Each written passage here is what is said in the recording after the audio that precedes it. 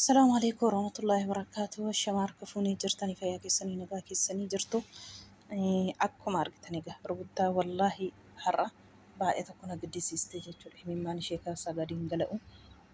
ما لي جناني جزء تكو ونما تكبجا أو في التورا وفما كين يمو ديبستني كبجا أو في الرابوسنا يجودا وفما كين يجودا ما لي في أما شاني أبرشكوني duraan nam lama jaallateera jechuudha. Nam nama jaallatee otoo jiru waan isaan gargar walirraa addaan walirraa deemanii hin beeku. Ani ishee tokko anuun beeku iyyuuti ishee tokko nan beeka. Ishee amma dhufte kana hin beeku ishee addisii amma dhufte kana. Isheen tokko gaafa isheen hin barbaadu maatiin keenya na didanii jettu addaan ba'an sanatti isheerraa addaan hin ba'u jedhee wadaroo fudhatee lagatti ka'ee jechuudha. Gaafa inni lagatti ka'u Haayimee fi Mubeetuyyuu haqee barbaadee wadaroo sana irratti qabee deebisee gara manaatti gashee jechuudha. Lubbuu kun dabarsa jedhee jechuudha intala sanaaf of ajjeessa jedhee. Sa'aatii sanatti utuma akkas jedhanii dhiisee intalli illee deemtee gara biraa hanbiraa wajjiniin yeroo ishee dabarsee itti kaate. Achumarraanii ammanni immoo sa'aatii sanatti immoo obboleettii hangafa qaba. Obboleettii isaa hangafa sanatti jaalala isaa an duraanuu gara waggaa meeqaati jettee laata gara waggaa lama moo waggaa meeqa 5 jette waggaa 5 jette. Eddeen isa jaallachuu jalqabe ani nan isa jaalladha garuu isatti himuu sodaadhe malee jettee obboleettii isaa hangafatti himattee jechuudha. Otoo manni intala sanarraa addaan ba'anii jechuudha. Jenna obboleettiin Abirish immoo hangafni walitti isaa eeshi jettee walitti isaan fiddee bakka tokkotti walitti dhiistee biraa deemtee jechuudha. Achitti ruutaan deemtee jaalala kana dhiyeessite sin jaalladha. Ani eddeen si jaallachuu jalqabee tureera sitti himuu sodaadhe malee sin jaalladha jettee jaalala dhiyeessiteef jechuudha. Achumaan maal jettaa jedhee hoo isheen akkas jettu achumatti ishee dhiisee biraa kutee jechuudha. Wallaahi biraa kutee jechuudha. Jaalala sanarraa irraan fudhanne ishiillee hin jenne biraa kutee deeme jechuudha. Wallaahi viidiyoon isaanii hin jira ammaarraallee viidiyoo isaa waraaban biraa kutee deeme didee ishii jechuu didee. Akka nama maraateeru boossee ruutaan akka waan namni irraa du'eeru mataa hidhattee mana keessaa gadi ba'uu diddee mana keessa taa'aa turte jechuudha. Inni jaalala sanarraa fudhachuu dinna. Mubee fi Haayimeetu dhaqee barrii bakka isheen jirtu sanatti barriitti qosqosee jabaadhu ati isin booyinii yeroo keessa waan hundinuu hin dhumaa ammaaf malee jedhanii ishee jajjabeessaa obboleettiin isaallee jechuudha. Ishee bukkee dhaabattee ishee jajjabeessaa turte. Isheen buusu faanarra himimmaa ishee buustee jechuudha. Isheen illee Haayimee wallaahi himimmaan sa'aatii gisee sana ishee keessaa bu'u wajjiniin boossee jechuudha. Giddii meeqatti ishii jedhee jaalala kana fudhatee waliin ta'uu jalqabanii jechuudha. Maaliif akkana isinii fide eeraan hin deemeefi yoo ufii faashinii kan ta'eeru immoo Itoophiyaa keessatti amma gisee kana wallaahi dubartiitu ufii ishee dhiira gaafatatti jechuudha. Fakkeenyaaf otoo maruutaa kana ofiisaa gaafateerate kabajaa qabaa fi Abirish kabajaa qabaa fi dubartiin ufumaatiin of rakasisnee ufumaatiin akka namni nurratti dhidhiitamu taana akka namni nu dhidhiite nu bushu maaliifi har'atoo ofiisaati jaallatee ofiisaati ishee barbaadeerate akka kanaa hudduu duuba ishee abbaa argee wajjiniin haasoo abbaa argee fi otoo ishee faanarra jiru abbaa argee wajjiniin dubartii argee wajjiniin intiniin ta'uu jechuudha. Dhugaa rabbi maaliifi abbuma isaatuuf kabaja. Amma akkuma jaalalli jiru jibbillee hin jira jechuudha. Gaafa arraba tokko haamilee nama cabsiti beektanii dhiirri. Haamilee nama cabsiti. Yeroo sanatti yoo ofiisaa si faana fiigee yoo ofiisaa si barbaade jireenyaaf si barbaade jedhee ofii yoo dhufee atuu yoo walitti buutan sana qoma kee dhaattee deebii gaarii deebisuufi qabda sa'aatii sanatti wallaahi. Ammoo yoo wal lolanii jechuudha gaafa miira keessa galan sinna barbaade ofii dhufteetu jira. Ofii dhuftee argitanii ofii dhuftee jedhu yeroo baadhee ofii dhuftee Ofii barsiin jaalladha jettee ofii faanarra fiiddee amma Addis Ababaatti ishee jedhu yeroo hunda kana jechuudha. Maaliif ofii kee ofirra kassistee har'a himimmaan kee dhaabattee akka kanatti ofirraa gad darbatta jechuudha. Otoo of kabajjetta ta'e inni si kabaja jechuudha.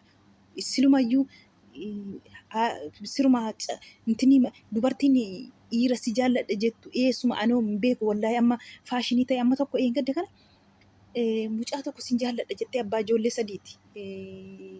Eenyu jedhamte maqaan ishee musliima intalittiin dhattee waamte sirraan akkasitti yoo isheen dubbisuu dhattu achitti ofirraa harka isaatiin achitti ofirraa ishee qabee jechuudha. Sin jaalladhe jennaan ati meedaamatti na argite na jaallattee jedhe. Kan ishee hani mucaan tokko ishee jaallate isheef otoo boo'u diddee abbaa ijoollee sadii kan isheen si jaalladhe jettee fiiddu faanarra jechuudha. Narraa deemii jireenya koon ani haadha manaa kun jirti ishumadha yoon jaalladhe malee nama biraa jaallachuun hin barbaadu yoon dhiise numan dhiisa malee jedhee deebiseefi jechuudha mucaan sun.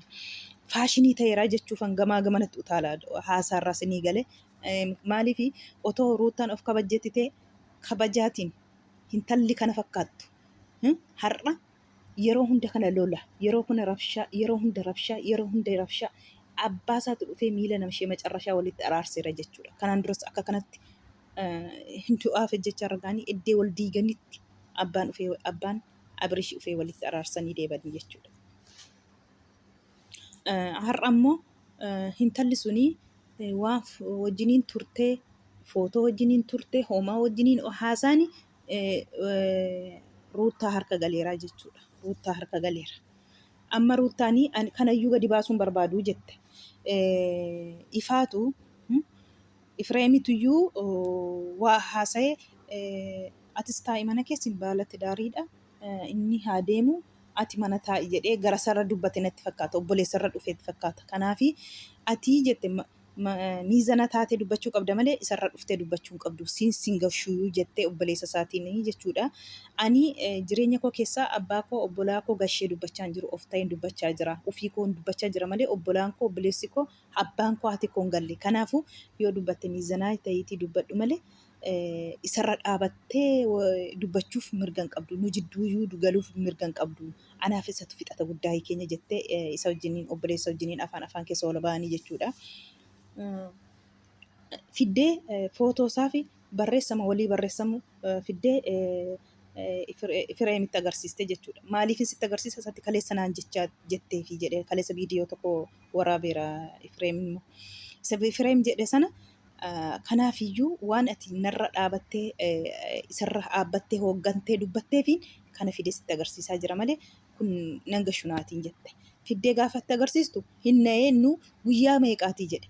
Amma Abrish qabaa na gadhiisaa jedhe. Qabaa na gadhiisaa jedhe amanuu dide. Amanuu didee jechuudha. Qabaa na gadhiisaa jedhe. Otoo Dubaayii jiru sargii godhachuuf ji'a lama taa'anii Dubaayii kan sargii godhachuuf Dubaayii dhufe asii Dubaayii taa'ee barreessaafi jechuudha. Dubaayii taa'ee wajjiniin haasa'an intala wajjiniin intala dur dhiisee bira darbe. Wallaahi ishee bira immoo nama ergu haa ta'u intalumatu ergee haa ta'u silkiin hanisaan waliin haasa'an ta'e silkii isaa keessaa baaste ta'e raagaa qabatamaan itti hawwa isheen agarsiistu qabaa na gadhiisaa jedha. Namni balleessaa isaan amanu bara otoo balleessaa isaa amanate akka kana ol utaalee gadi utaalu balleesseera otoo jedhellee xinnoo tokko aariin illee sinirraa gala. Akka garaa laaftan illee sin godha. Namni hin balleessin hin jiru. Namni nama ta'e namni dogongorre hin jiru. Hundumtuu nu gurgura. Namni nama ta'e ani qulqulluudha hin jedhu hin jiru. Rabbi bichaadha qulqulluun. Namni qulqulluu miti.